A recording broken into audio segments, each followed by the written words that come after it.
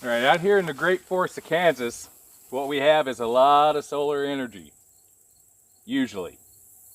Harnessing it is the thing. It's kind of like wind. We have a lot of that out here too. So there's potentiality for all sources of manner of power. What I have today is a 60-watt foldable solar panel by SunJack. 60 watts is a pretty good panel. It comes in at about 4.8 pounds, which a lot of people won't like for backpacking, but I can tell you what, this thing is pretty awesome.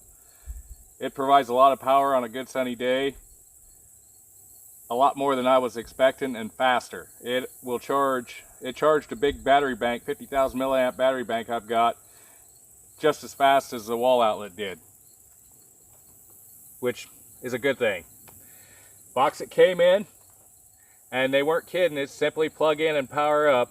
It's all ready to go. It's got cables, although I would add some extra cables to it. It is rugged. The solar cells themselves are waterproof. The only thing that you have to kind of look out for is the plug-ins themselves aren't. They're open. So, just don't take it swimming with you, and you pretty well be okay. My suggestion, if you're going to take it packing or up along for a power source to power up your batteries and radios and whatever, your phones, whatever you want, off grid, would be to get a dedicated dry bag for it and the cables, just as a thought. Like I said, it's wall outlet charging speeds, and they are not kidding. Foldable and portable, that is true. This has been carted around a bit already. Okay, I'll put these up in the video and underneath in the description of what it is. What's in the box is one 60-watt SunJack solar panel charger, 2 carabiners, a DC to DC cable, which will power up to 20 volts, I do believe. DC cable plug adapters, different ones. It'll fit quite a lot of stuff. Quick start guide, energy independence. To a degree, yes, that is very true. Okay, like I said, it's a 60 watter. It's a monocrystalline type of cell, and the outer construction is ETFE. Dimensions closed 11.5 inches by 14.5 by 1.5 inches, which will fit a lot of the packs, especially the ones that'll take laptops and things along that line. It will definitely fit in those. Dimensions open is 47 inches, almost 4 feet, by 14.5 by 1 inch. Net weight 4.8 pounds. You've got a USB-C port output, a USB-A output, and a DC to DC port, which is the cable. Your rated peak power is 60 watts. Open circuit voltage is 24. Short circuit current is 2.7 amps. Okay, maximum power voltage output is 20 volts and at 3 amps. Module efficiency is 24%. Nothing's going to be 100, so that's where you're looking. Operating temperature is -4 degrees Fahrenheit to 149 degrees. And sitting out here in the August sun, it was probably getting close to the upper temperature. It never did shut off, although what I had hooked to it, if it's lithium batteries and it was slid underneath, it certainly didn't like it. So that's why I recommend getting an 8-foot cable or 10-foot cable, is to put it completely in the shade, because even the backside of the solar panels get hot, and my trick was to prop it up and set whatever behind it while the heat radiated through, and it'll get hot enough to where most phones will shut off due to the heat and not charge, which kind of kills what you're trying to do. So just get a longer cable and put it somewhere else in the shade, or throw it under a shirt, throw it under something that'll reflect the heat. And the other stuff I'll put up. Okay, what we got in the box was this. This is the panel folded up.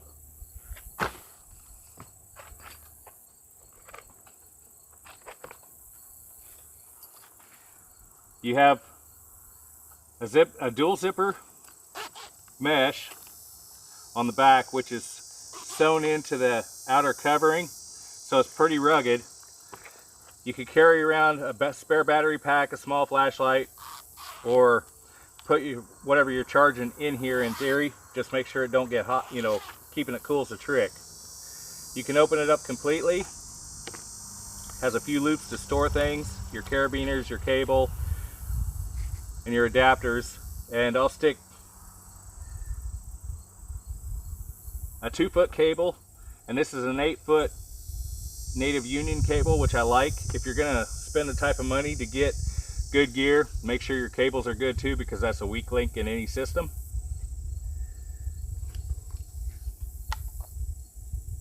Here you have, there's your A port, your C port, and your DC to DC. And this will charge laptops, things along that line. It takes up to 20 volts. It charged mine, although it's old, it's very old, and the batteries are not real happy. It was charging it, which was quite impressive. Okay, most of the deals like this have grommets on them to where you can hook them onto a pack and actually charge as you're moving. This is probably the same way, but at 4 feet long, I'm not the tallest person in the world.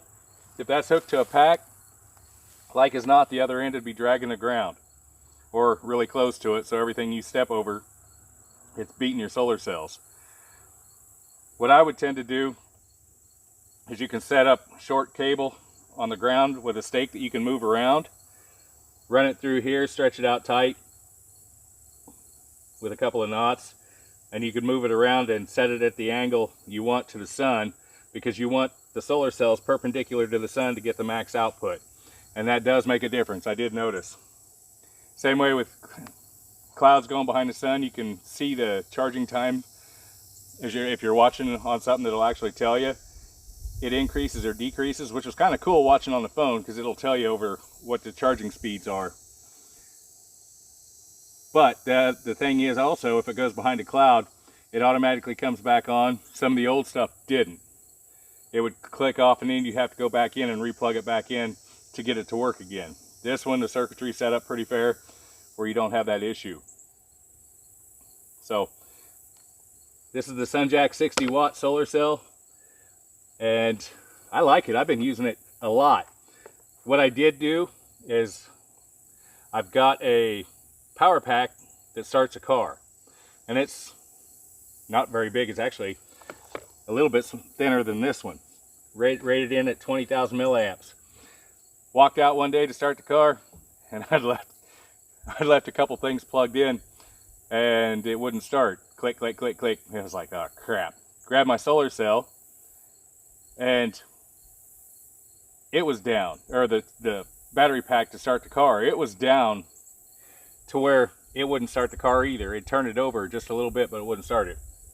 So I thought as a test, I'd hook this up to it, and I laid this out on the roof of the car, dropped the pack in on the driver's seat of the car, and just went and did something else for a couple hours. Came back, and it had charged it enough, actually charged it quite a little bit, which was surprising, as fast as it does charge. I hooked it up to the car and started it. So if you're out and about, and those battery packs will drain over time if you don't watch it, something like this in the car, especially if you're an outdoors person, to keep your flashlights and everything else charged, will also do that in an emergency. I thought that was a rather cool thing about it. You could be stuck. I was stuck here at home doing that, and that was a test. But if I was stuck somewhere else and I had this in the car, no problem. I'd be sitting there, sitting there twiddling my thumbs, doing a project, doing whatever, reading a book until it was enough to start the car, and then I could leave. But you're not stuck there calling an expensive tow truck or somebody to come and get you. Something to think about. Things like that to make yourself self-independent in a lot of ways is a very good thing.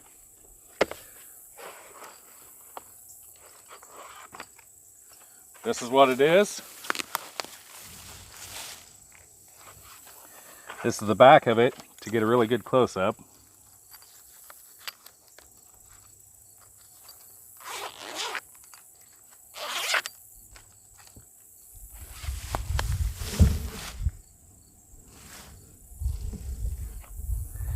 There's your ports. The only thing that I would really like to see with this is a fitted rubber bumper strip to go in there to help actually keep water out. Because if you're using this out, Murphy and God likes to make it rain on you. And a little bit of water in here might not be good for it, is my thought.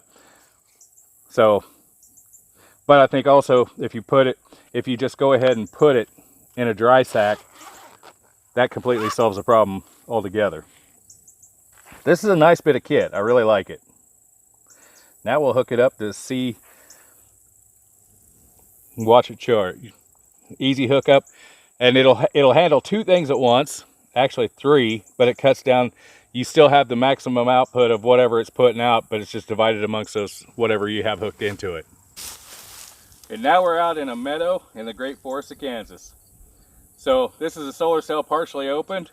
I'm going to hook a 50,000 milliamp hour battery into it because you can actually see it has a gauge on it to where you can see what the percentage is. And then this is a Claris flashlight that's rechargeable. And what I like about it also is it's USB-C.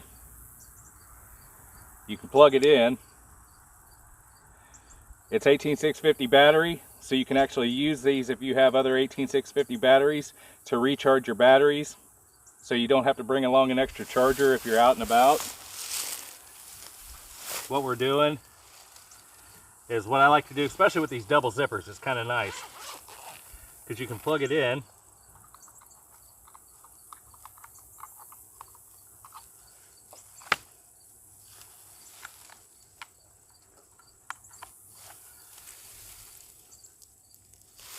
and you can see with this that it is charging, even with it only partially open.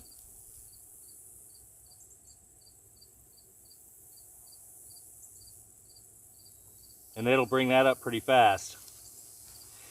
Something like this you can actually stick in here, but during our summers it gets wicked hot, so you got to be kind of careful. In a lot of places the sun's nice and bright, but it doesn't get stupid hot, so you can actually stick it in there, zip it up, and even if you have to move this, you don't have to worry about losing whatever, because as you can see, everything zips inside. The flashlight is actually still charging in there.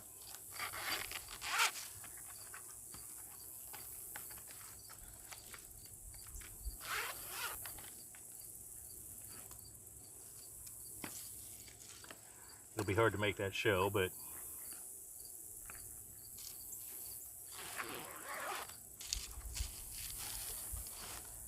there it is. I can see the blue lights in there. So that's set up. One of these cables is extraordinarily long. Now if you're going to run 2 things, since you only have one USB-A port, you'll have to have cables that are USB-C to USB-C, which I didn't bring out, so we'll just plug this in. This thing, 50,000 milliamp lithium battery, so you don't want it sitting out in the sun because they do not like that. So we have enough room that we can set this somewhere in the shade, but for right now we'll just plug this in. And when you're doing that, what you do, I do, because the cables are easy to torque up. These are a little tougher, but you can run your zippers to hold your cable like that to where you're not getting a hard bend on them. Set it out. Get out of the shade. Quit shading my...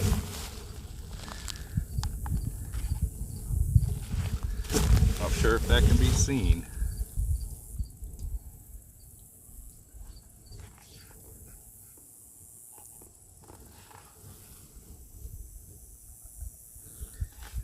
It's a 3%.